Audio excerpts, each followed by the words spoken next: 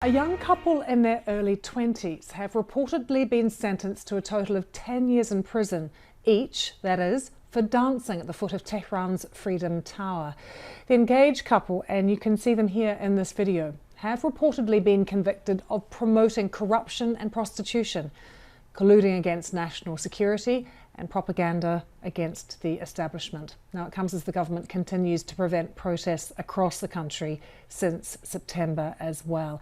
We're going to talk about that video in a moment and what it means, but there's been another story to report out of Iran imposing a travel ban as well on a veteran filmmaker who has supported anti-government protests.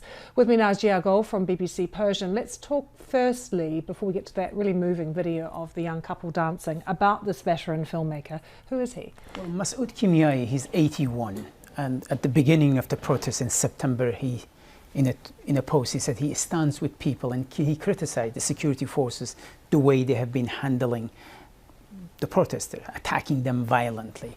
And obviously he was on his way on Sunday to go to Netherlands. I think his latest film will be screened there. And in the airport he found out he has been banned leaving the country. And he's not the only one. In the past few months, numbers of actors and actresses, filmmakers, sportsmen, football players have been banned leaving the country, or some of them have been arrested and still they are in prison. And Gia, this video, which actually this was the first time I watched it just now, it seems so tender, and this young couple engaged in love, dancing. What's going on? They've been arrested. Well, they were arrested almost 3 months ago, and they have been sentenced each 10 years and 6 months, combined 21 years in prison. The irony is, a man who beheaded his wife just a couple of years ago, he was sentenced very recently to 7 years in prison. And a couple simply for dancing. And you see it there, they have been convicted to 10 years and 6 months. I think hijab and this kind of attitude for the Islamic Republic of Iran is the pillar of the system.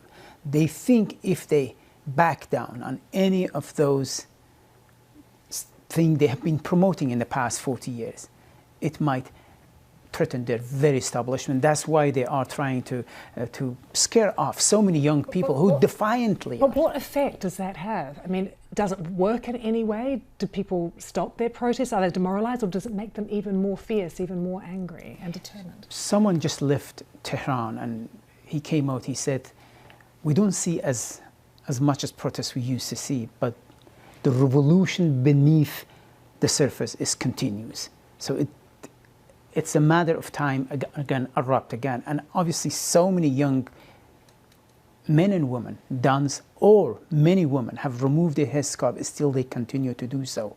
So it's an act of defiance, but it seems to me the Islamic Republic of Iran, they are determined to crack down and give a lesson to those young people if they have such idea to do in the public. Gosh, yeah, it's something to look at those pictures, isn't it? Thank you so much for just telling us what is going on. Thanks so much.